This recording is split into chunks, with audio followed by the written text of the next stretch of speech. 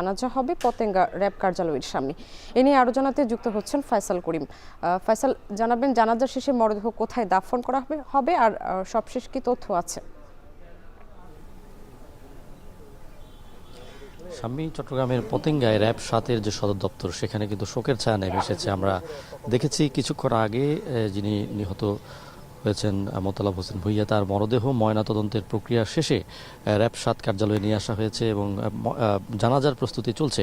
ইতিমধ্যেই যারা র্যাব সদস্য আছেন কিংবা স্বজন আছেন তাদেরকে আমরা দেখছি সারিবদ্ধভাবে দাঁড়িয়েছেন এবং জানাজার জন্য তারা অপেক্ষা করছেন। যারা র্যাবের ঊর্ধ্বতন কর্মকর্তা আছেন তারা এলেই এই জানাজাটি শুরু হবে বলে আমরা জানতে পেরেছি এবং নিহতের স্বজনেরা কিন্তু এসেছেন।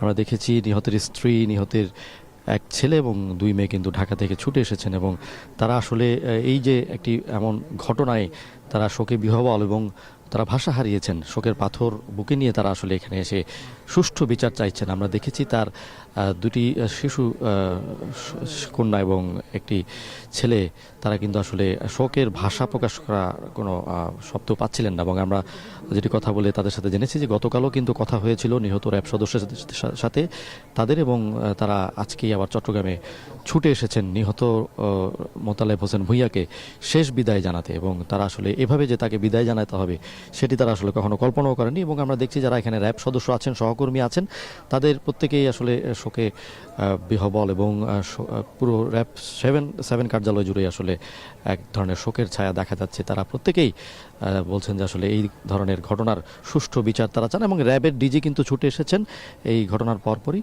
তিনি এখানে জানাজায় শরিক হবেন। পাশাপাশি আমরা শুনেছি চট্টগ্রামের যিনি নগর কমিশনার আসেন পুলিশের, তিনিও কিন্তু শরিক হবেন। তো এখানে কিছুক্ষণ পরেই জানাজা শুরু হবে এবং তার পরপরই হয়তো র্যাবের যিনি প্রধান আছেন, র্যাবের ডিজি, তিনি হয়তো এখানে সাংবাদিকদের উদ্দেশ্যে ব্রিফ করতে পারেন। এবং আমরা যেটি দেখছি যে আসলে এই ঘটনার পর র্যাবে যেমন এক ধরনের প্রশাসন যেমন নড়েচড়ে বসেছে, তেমনি পুলিশও কিন্তু এক ধরনের নড়েচড়ে বসেছে এবং তারা বলছেন যে আরও বড় অভিযান এর মধ্য দিয়ে সে এলাকায় আসলে যারা সন্ত্রাসী বাহিনী আছে তাদেরকে নির্মূল করার জন্য তারা পরিকল্পনা গ্রহণ করছেন। দর্শক, চট্টগ্রাম থেকে যুক্ত হয়েছিলেন ফয়সাল করিম।